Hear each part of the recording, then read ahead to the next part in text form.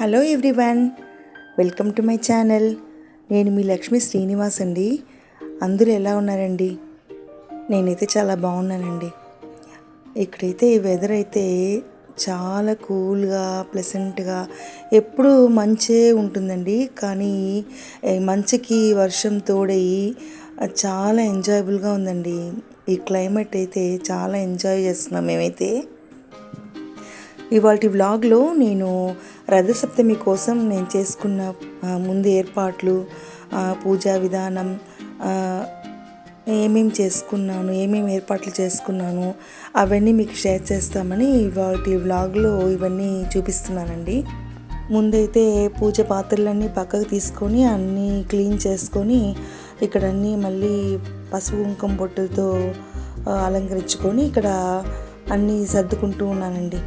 అసలు క్లీన్ చేసేది కూడా అంత కష్టంగా ఉండదండి. ఈ సర్దుకునేదే నాకు కొంచెం టైం అనేది లాగేస్తుందండి. ఒక్కొక్కసారి పూజ సామాన్లు సర్దుకునేటప్పుడు కొత్తగా ఏదైనా మార్పు చేస్తాము అనేసి ట్రై చేస్తూ ఉంటానండి. ఒక్కోసారి అది బాగానే ఉంటుందండి, కానీ ఒక్కోసారి అంత తృప్తిగా అనిపిదండి. మళ్ళీ పాతలాగానే సర్దుకుంటానండి. ఈ క్లీనింగ్ సర్దుకోవటం అన్నీ కూడా నేను సాటర్డే ఈవినింగ్ నుంచే స్టార్ట్ చేసుకున్నానండి. ఇంకా సండే మార్నింగ్ ఒక 6 o'clock కల్లా పూజ చేసుకోవాలనేసి ఇంకా ఈ క్లీనింగ్ అయితే ముందుగా చేసుకుంటున్నానండి. ఇంకా సండే మార్నింగ్ అయితే ప్రసాదం ప్రిపేర్ చేయటం, ఇంకా పూజ పనులు అనేది కాస్త ఎక్కువగా ఉంటాయి అనేసి ఇంకా ముందుగా ఈ క్లీనింగ్ పనులని రెడీ చేసుకుంటూ ఉన్నానండి.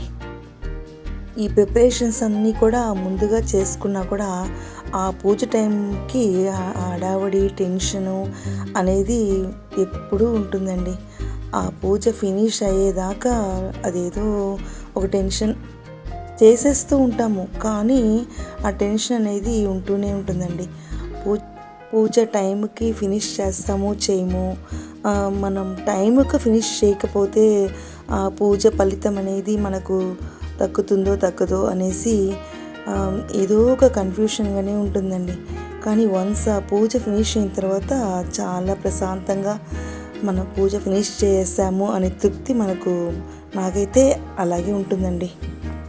ఈ పూజకి మెయిన్గా జిల్లేడాకులు, చిక్కుడాకులు అవన్నీ కావాలని మా ఆయనతో అయితే చెప్పానండి.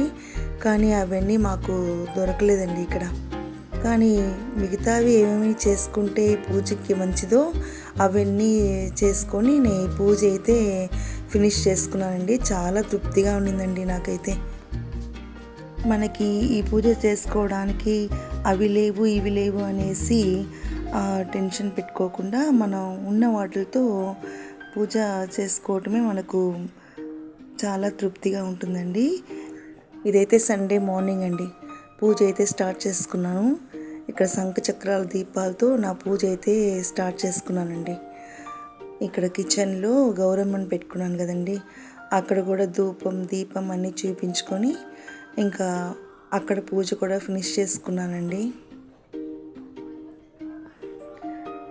ఇంకా ఒక సైడ్ ఈ పూజల్ని చేసుకుంటానే ఒక సైడ్ ప్రసాదం ప్రిపరేషన్ కూడా చేసుకుంటూ ఇంకా అది కూడా ఫినిష్ చేయాలి కదండి. ఇక్కడ ప్రసాదం అనేది సమర్పించుకోవాలి, అది కూడా చేసుకుంటూ ఉన్నానండి.